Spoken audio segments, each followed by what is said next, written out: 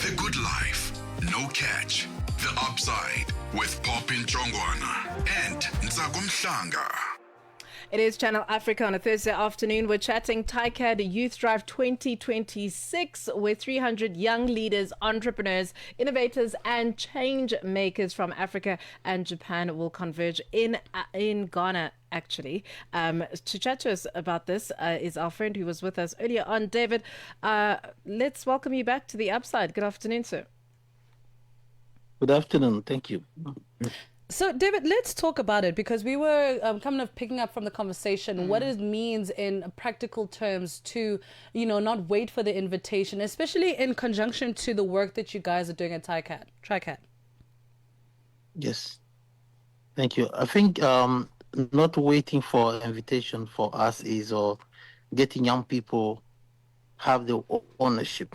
And having the ownership is critical because government and institution they do important work, but they move their own agenda, all right? So like around election cycle or budget cycle or diplomatic calendars. But young people don't have the luxury of waiting for those cycles. So for us, they have to take their own action and build the future they want for themselves and for the next generation, which is not always the immediate agenda of any policy going on for the young people. So young people having the ownership for us is very important.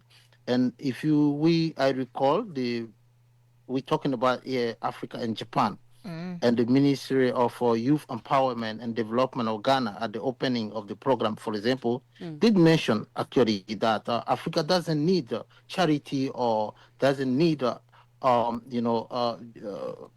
be seen as a market.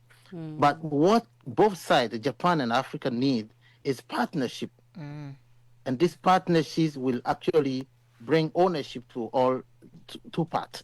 So I'm taking very simple example here when I talk about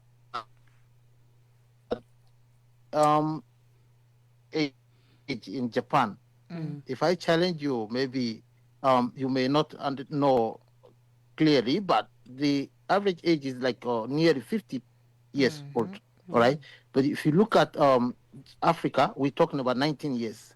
So for us, getting those two parts of the world coming together with Japan, with technology on all this experience already in terms of development, and Africa side, the young people with talent and with great vision and dynamic, we can make something together for both sides. So that's something we thought critical, bringing Japan and African youth together, take action in this TICAD process.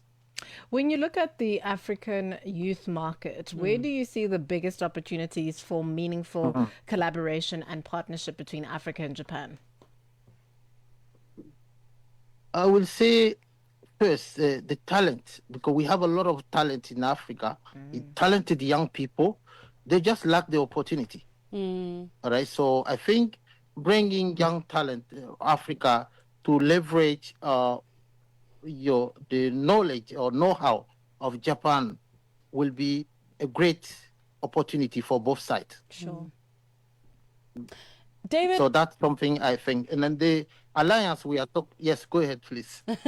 No, you know what's amazing about this is hearing truly how inspired you are by this, but also passionate. When I think about young people getting involved, I can't help but think of the governance aspect of it. In terms of us sitting at the table and being at the table, how much ownership to the decision making do we have? Do we have a say? Are we just being there, to kind of fill up the table? What does that look like in particularly the Africa Diaspora Network in Japan? I think I will go back to the TICAD, which has been existing for 3 decades, all right? And of course, there are a lot of policy and activity or project going on for young people. But young people not being at the table was what brought us to this question, the ownership. So for us, young people will design the policy, and then they will also take action for the implementation. So this platform we are creating is a platform where young people share resources among them, not waiting for anyone to direct them or to tell them what to do, but acknowledging that with today's era of technology or AI and all these open resources, young people from Japan and Africa can actually do stuff, can develop some project by just sharing resource with each other. It could be knowledge resource, it could be different type of resource. So for us, bringing them on this platform is actually the key for them to actually be able to create impact. Now, one thing that I actually agree, as you were speaking, usually young people will wait for someone to direct them or to give them resource. But the difference with us is we don't wait for anyone to come to say, okay, this is resource, do this. Young people proactively create resource among them. And of course, if there are additional resource, they will do, but they are the one and the agent of the change. Wow. David, thank you so much for chatting to us right here on The Upside. Where can we get more info on this? So to get more information about this, I think online you will have the Youth Agenda 2055, the future we want. You Google it, you will find more information about our activity and what we are doing. Or you go to our website, you will see TICAD Youth Drive, ADNJ.org. You will be able to find us, or if you want to contact us, just Google Africa Diaspora Network Japan. You will find us online. Amazing. And then how do we pronounce your last name?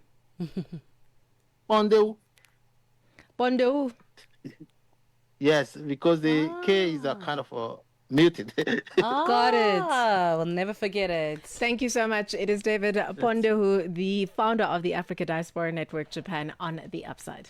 Africa World Hour with Mphosi Tole. David Njumbe, who's a long-serving personal assistant to Tundu Lisu for over 15 years, on the night of 20 May, he survived a shocking abduction attempt just meters from his home. Talk us through what exactly happened on that night. It is something that happened in my head. I expected to meet such situation for several months since the first attempt to abduct me was 6 months ago. There was a car coming very speedy behind me. I let them go. Instead of going, more than 6 people came out of that car and attacked me in my